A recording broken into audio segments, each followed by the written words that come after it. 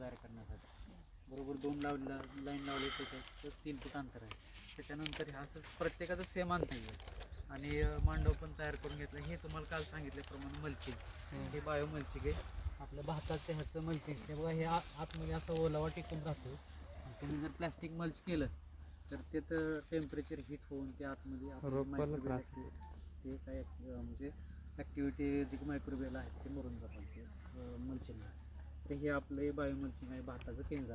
हे सहज अवेलेबल होते, कुठं विकत नाही गरज नाही काही नाही.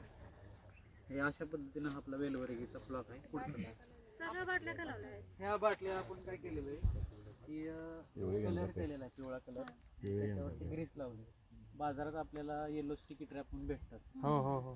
त्याच्याऐवजी आपण घरच्या घरी आम्ही काय करतो, ह्या प्लॉटमध्ये बऱ्यापैकी आपण ह्याच प्लॉटमध्ये तयार करून इथंच वापरायचं, बाहेरचं आणायचं अवॉइड करतो. त्याच्यामुळं हे बाटल्या लावलेल्या आहेत. त्याला ग्रीस लावलेले असते का ते मग चिटकायला ते फळ पोकारणार आणि बारके जे कीटक आहेत ना छोटे छोटे, ह्याला चिकट सापळे